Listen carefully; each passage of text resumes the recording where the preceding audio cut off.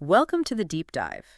Ever wonder how designers are starting to use computers for, well, more than just drawing, like using them to actually shape their ideas? Yeah, exactly. Today, we're diving into computational design. It's sort of like translating that design process, all the intuition and exploration into a structured system. A system the computer can work with, turning design thinking into a kind of pipeline. Right, a Yeah. computational pipeline. And to really get into this, we've looked at some great sources, but we're focusing quite a bit on a lecture by NJ. He founded NJ Studio, deep into computation and visualization, since way back in 2004.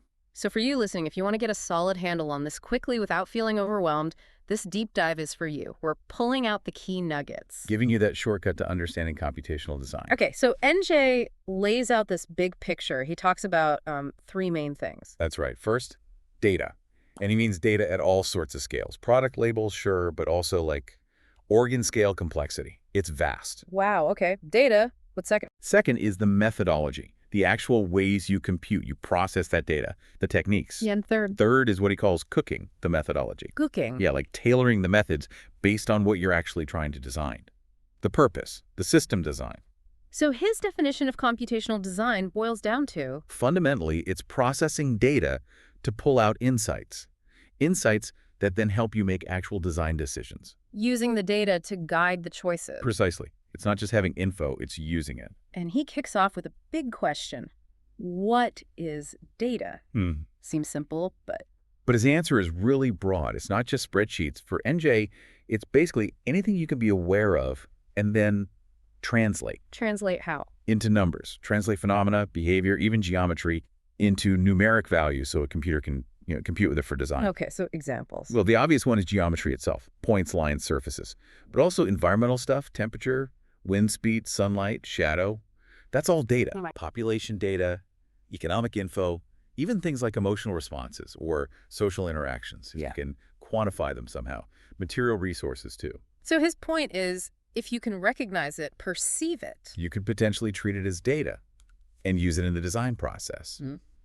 Doesn't matter the scale, tiny material fabrication details, or huge urban planning. Geometry, architecture, landscape, materials, energy. It all becomes potential data to cook with. Now, once you have this data, how you structure it matters, right? Especially for architects, landscape designers dealing with space. Hugely important. How you organize spatial information is key. He mentions things like graphs, good for connections. Like nodes and edges. Exactly. Or 2D matrices, like a grid representing an area and its data, and even 3D tensors for volumes, more complex grids. The structure affects what you can do with it. Absolutely. It dictates how you can process and analyze it. Okay, let's quickly recap the framework then. You start with raw data. Yep. You structure it, organize it for the computer. Using graphs, matrices, whatever fits, And then you cook it, use functions, computation. to process it and create your design system based on your goal. That restaurant analogy he used sounds helpful here. It really is. Computational design is the restaurant, the data. That's your raw ingredients, veggies, meat, whatever. And the methodology, the computation. That's the recipe, how you cook the ingredients. And the design purpose is the final dish. Or the menu. A menu, Yeah. what the restaurant intends to serve. It connects all the pieces nicely. All right, foundations laid. Let's get into some projects. He talks about data at a more advanced scale, right? Starting with that Media Lab project from 2016. Yes, looking at third-place data in cities. Third places. So not home, not work, but like cafes, parks, libraries. Exactly. Those social hubs where a community happens. And what was insightful about their approach to the urban data? Well, NJ highlighted two types they dealt with. Mm-hmm. Continuous data, like temperature, noise, things very smoothly across space. Okay, and the other? Discrete data, things tied to specific spots. A bus stop here, a bench there. So how did they handle those different types? The clever bit was interpolating the discrete data, basically estimating values between the known points to treat it more like a continuous field across the whole area. Filling in the gaps mathematically. Right. And they did this by pixelizing the district, breaking it down into a grid of tiny cells. Like pixels on a screen, but on a map. Exactly. And for each pixel, they layered in data. Sunlight, ground slope, water access, wind patterns. A whole stack of info for each tiny spot. A multi-layered digital version of the place. You got it. And then they added another layer, multiple agents. Digital agents, like simulated people. Sort of. Each with its own rules or preferences. Maybe one agent seeks sun, another shade, another water. And they interact with the data layers. Yes. Their movements and choices, Yeah. driven by the data in each pixel, start to numerically define how that space is used or perceived. It simulates the spatial dynamics. Fascinating. Okay, what about the second urban project? Boston. Right, Boston. This one looked at the link between top-down data and bottom-up data. Top-down being government data, like energy use, demographics. Exactly, official Mhm. sources. And bottom-up is data from individuals, Zillow listings, Craigslist ads, even Google Street View images. Wow, quite different sources. How did they combine them? Same technique, really. Pixelize the area again, then overlay all these different data types onto each pixel. So each pixel ends up with a lot of data. A ton. Yeah. He mentioned over 100 dimensions of data per pixel. Each tiny square representing a space had over 100 different characteristics attached. The potential there seems huge. What could you do with that? Well, you could test assumptions. Does X correlate with Y in this neighborhood? Or you might just find completely unexpected connections, things you'd never spot otherwise. Hidden patterns in the city. Exactly. And it highlights that iterative loop in computational design. You use data to understand the situation. Lexical, social, whatever. And those insights then shape your design process, your interventions. Data informs design. Design might create more data. It feeds itself. Okay, moving on to the methodology, how we actually compute and process all this. NJ makes a point here, doesn't he? It's not just pure computer science. Right. That's crucial. Right. It's not just applying algorithms blindly. It's about merging that tech knowledge with your design domain expertise. Thinking computationally as a designer. Fusing intuition and logic. Precisely. He used his thesis project as an example. 2 phases. What were they? Phase 1, machine learning. Training a system on existing info to predict future stuff. Okay, prediction. Phase 2. A mobile robot that would physically build geometry based on the machine's predictions. Oh, so Yeah. the machine predicts, the robot builds. Yeah, and this led him to this idea of machine creativeness. Meaning? When the machine, through these processes, comes up with something unexpected, something a human might not have thought of, is that creativity? It's a provocative question. It really is. He also gave that example using color data for spatial info. Oh, yes, that was clever.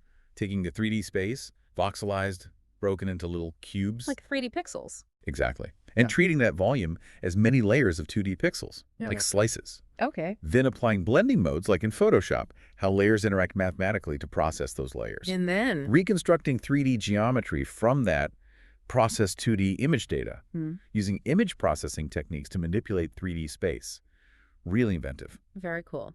Now, a big application area, optimization, lots of computational design seems focused on that. It's definitely a major use case. He talked about that parking lot project in Singapore. Right, using precast modules on a tricky, irregular site sounds like a nightmare to optimize manually. Totally. So they used a grid optimizer, a tool to churn through and compare tons of different layouts based on parameters and constraints. Parameters like module size, number of spots, constraints like the site boundary. Exactly. And NJ noted something interesting. Sometimes the limitations, the constraints, actually spark creativity. Having rules forces you to find clever solutions within them. Constraints breeding imagination. I like that. He describes setting up a kind of digital ecosystem. Rules, hierarchies, agents. The parking modules acting as agents. Perhaps. Reacting to conditions. Mm-hmm. And their actions ripple through the system, becoming part of the design process, causing chain effects. So how did the optimizer work? Did it just find the single best layout? They had 2 modes. One was like 100% optimization brute force, find the absolute maximum efficiency. Okay, the other. More about exploring parameters within a minimum optimization level. So designers could tweak things, move the entrance, consider sunlight balancing pure efficiency with other design goals. Giving back some control, but still using the computation. Right. Then there's another optimization example with structural loops and columns. Try and find the best way to support these loops. Yeah. They set rules for how columns could move for support and how particles representing open space or paths should avoid them. A push and pull simulation. Within constraints, like existing buildings or void areas. Simulate the interaction, let it settle into an optimized solution computationally. And he compared this to a tree branching out. Yes, exploring possibilities. Some branches meet the criteria, others don't. Computational design is like setting up that ecosystem and then nudging it, iterating, influencing it towards a good outcome. Makes sense. He also mentioned a plugin he developed, Protein, for rhino grasshopper. Right. emphasizing that geometry, points, lines, surfaces is the fundamental raw data for designers. So this plugin helps with. It helps designers focus on their process by using principles of natural shell analysis, finding efficient structural forms, leveraging nature's solutions. And again, back to basic geometry. Points, vectors, lines, polylines, surfaces, meshes. The building blocks. But he also talked about representing abstract data geometrically, like a phone number becoming a vector. Yeah, that's a powerful visualization technique. A phone number itself isn't spatial. But you could represent, say, wind direction and speed as a vector. It makes abstract data tangible, understandable spatially. Which leads nicely into landscape design, another area he's interested in, full of data. Definitely. And he points out tools evolve, but the core question is always, where's my data to cook? And in landscape, the environment is a massive data source. Absolutely critical. Sunlight, shade, water flow, soil types. He mentioned using energy performance simulations, for instance. To show clients the benefits of a design. Exactly. Quantifying energy savings based on simulation data is persuasive. It turns design choices into demonstrable outcomes. So site analysis, environmental data, that's the starting point. A strong starting point. It can drive the whole process, creating this data-driven ecosystem where everything is connected to the site's conditions. Now, shifting gears slightly, he talked about images as five-dimensional data. Yeah, that was interesting. RGB values, red, green, blue, alpha, transparency, that's 4. And the fifth. The X and Y position of the pixel in the image. Right. So R, G, B, A, X, Y. 5 numbers for every single point. And humans see patterns differently than computers in images, right? Totally. We see holistically, intuitively. Computers see precise numerical differences between pixel values. Which is useful how? Remote sensing is a key example. Analyzing subtle color shifts in satellite images to automatically find patterns, vegetation types, land use changes, things the naked eye might miss. Computers detecting clusters based on numeric similarity. Precisely. And he emphasized how vital image processing is now, with images and videos everywhere. So the computer's precision Lets you do things like pinpoint exact locations in remote sensing or identify specific components within an image very accurately. It's about zooming in digitally, finding patterns we miss, and amplifying differences to get usable data. Exactly. Extracting meaningful design information from visual data. Okay, next topic. Data and fabrication.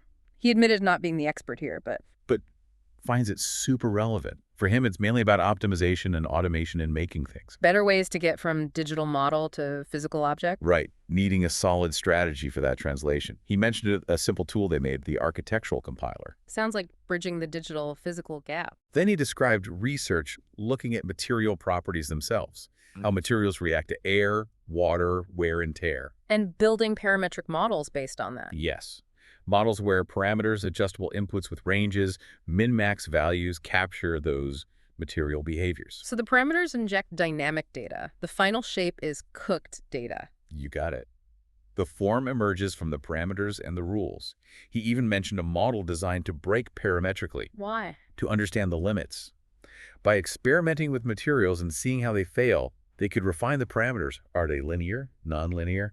To get better control over the design's real-world performance. Testing through simulation. And visualizing different results, inputting multiple data streams, maybe with success probabilities, running the algorithm, the design process, and seeing the range of outcomes. Now, this was really intriguing. Data in action. Using sensor data from phones, VR. Yeah, another team project, taking data from sensors when devices are seemingly doing nothing. What's interesting about inactive data? It turns out it often has hidden patterns.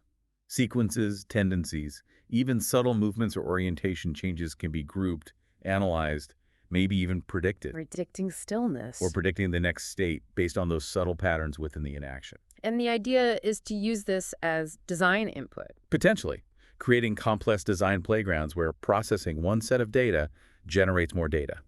A circular effect. Yeah. Systems that evolve. So computational design isn't just setting up one process. No, it's also about packaging knowledge. Like developing CAD systems originally did, taking known drafting methods and indexing them in software. Making knowledge reusable and accessible computationally. Right. He gave that example of game-like simulation for landscape designers. Simulating an ecosystem. Yeah, simple rules. Trees grow, resources get harvested, factories pollute, but showing the complex interconnected effects. An action here affects something over there. And the computer handles the complexity. Exactly. Its precision in calculation beats human guesswork for these complex systems. Agent-based modeling, he said, can produce more data than you initially put in. It generates insights through interaction. Then he circled back to his thesis project, the particle systems one. Computationally heavy. But the point was the synergy. Yeah, between human pattern recognition and computer calculation. The computer runs the complex simulation. Like fluid dynamics, velocity fields. And the human looks at the visualization, extracts insights from the patterns the computer generated. Like using sun path simulations. To figure out where to place building modules on a site. Computer calculates, designer interprets the visual output. He also listed other related interests: video, animation, 3D graphics, software development. All viewed through that lens of data. Even exhibitions converting the real world into numeric data for processing. But always coming back to visualization. Crucial. Translating the numbers back into something humans understand. Visualization renderings, it has to be communicable. So visualization skills are non-negotiable for designers in this space. Absolutely essential. His own work lectures, workshops, books always links computation, data, and visualization. They're inseparable. He listed some keywords, technologies. Just showing the range of tools used to understand the environment and inform design. And his concluding thought was about being open-minded. Yeah, urging designers to communicate across different domains, especially as technology shifts paradigms. Computational design is becoming more central, used to understand and maximize possibilities. And he mentioned his YouTube channels. Right, English and Korean, trying to help the Korean community access resources, share the knowledge. It's about continuous learning, collaboration. Exactly. He stressed this discussion is just a starting point, an intro. The field is huge and evolving. He welcomed questions, further discussion. So as we wrap up this deep dive, the big takeaway seems clear. Computational design, it's really about data. Understanding it, structuring it, processing it, visualizing it, all to make design better. And data isn't some abstract thing. As NJ showed, it's everywhere. Our environment, our actions, materials. Right. Everyday stuff becomes a potential source. It opens up so many ways to solve problems creatively at all sorts of scales. And that mix human intuition, design knowledge, combined with the computer's power to analyze. That's what's really potent here. Hugely exciting. We saw examples in urban planning, architecture, landscape, fabrication, even understanding behavior. The potential is massive. It really is. So maybe a final thought for you listening. Pick something from your day or a field you're curious about. Yeah. Ask yourself, what data might be hiding there? And how could thinking computationally about it reveal something new, maybe spark a design idea you hadn't considered? That's a great question. Changes how you look at things. Definitely something to mull over. Thanks for joining us on this deep dive.